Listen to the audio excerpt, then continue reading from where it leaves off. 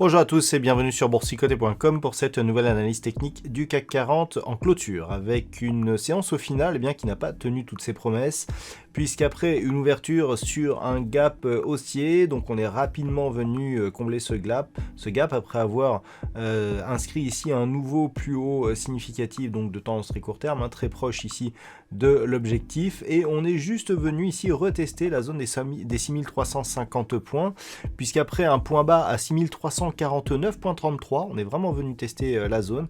Le CAC 40 clôture à 6367.35, il perd 0,28% sur cette séance, mais il entretient la dynamique haussière puisque si on observe bien par rapport à la précédente bougie, nous avons un point bas et un point haut qui est supérieur à ceux de la bougie précédente. Donc par rapport ici au gap qui avait été inscrit sur l'ouverture et qu'on était tout juste venu combler ici, on a eu la même chose, donc on est venu combler ce gap, on est venu tester ici l'ancienne zone de résistance qui s'était ensuite transformée en support et qui avait été recassée ici sur gap. Et bien là on a comblé le gap et on a validé donc quelque part cette zone horizontale comme nouveau support. Donc on reste dans une configuration plutôt haussière actuellement. Du point de vue des indicateurs techniques, nous sommes dans une configuration donc, qui reste haussière au sens des histogrammes du MACD qui évolue d'une manière positive.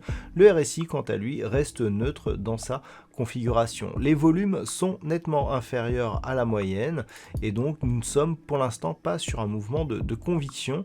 On est revenu ici au contact de cette zone de point haut et pour l'instant, il n'y a pas de velléité majeure pour savoir dans quel sens va continuer à évoluer le CAC 40. Alors, on est un petit peu ici entre deux eaux, puisque si on regarde, la tendance un peu court terme, comme je vous l'indiquais à l'instant, gap haussier ici comblé de justesse et puis finalement on clôture quasiment au plus haut. Ensuite, zone des 6350 précédemment, donc résistance puis support cassé sur gap et qu'on le retrouve comme support, c'est plutôt un signal là aussi haussier. Toutefois, le fait que l'on ait un gap ici qui soit comblé très rapidement, que l'on clôture sous le gap est un signal d'affaiblissement. Le manque de volume sur une bougie, même si elle est baissière sur son évolution et sur son résultat, qui entretient la dynamique haussière par ses points hauts et points bas. On a en fait beaucoup d'arguments dans les deux sens, soit ici un plafonnement à la baisse, soit une poursuite de la hausse.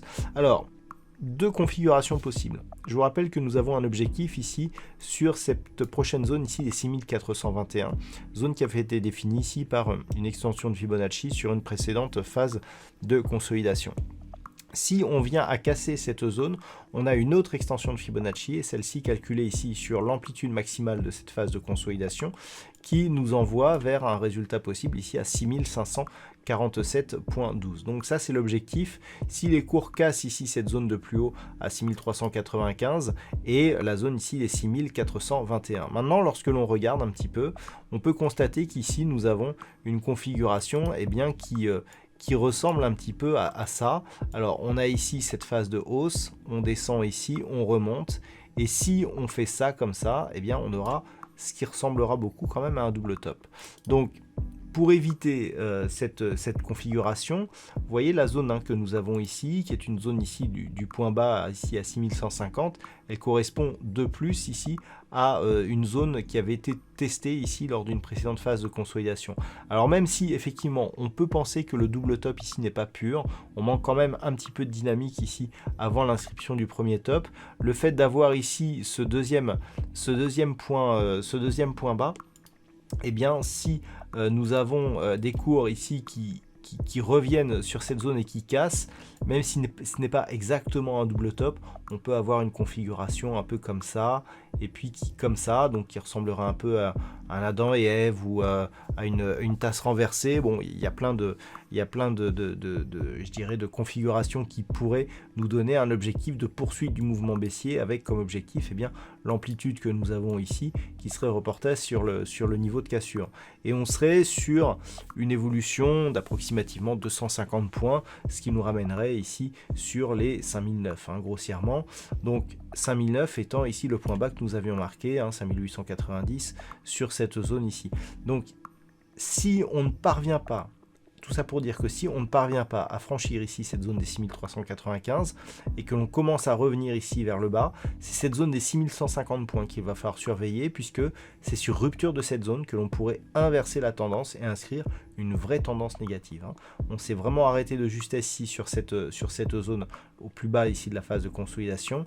Maintenant, si on vient la retester rapidement, en plus de ça, on rapproche les tests, et si on casse cette zone, si on casse la zone des 6110 points, là, clairement, la configuration n'est plus du tout la même. Voilà, donc il faudra être vigilant à ça. Donc, soit on casse directement, on entretient la dynamique haussière, soit on plafonne ici sous la zone des 6395 et on commence à repasser ici sous les 6350.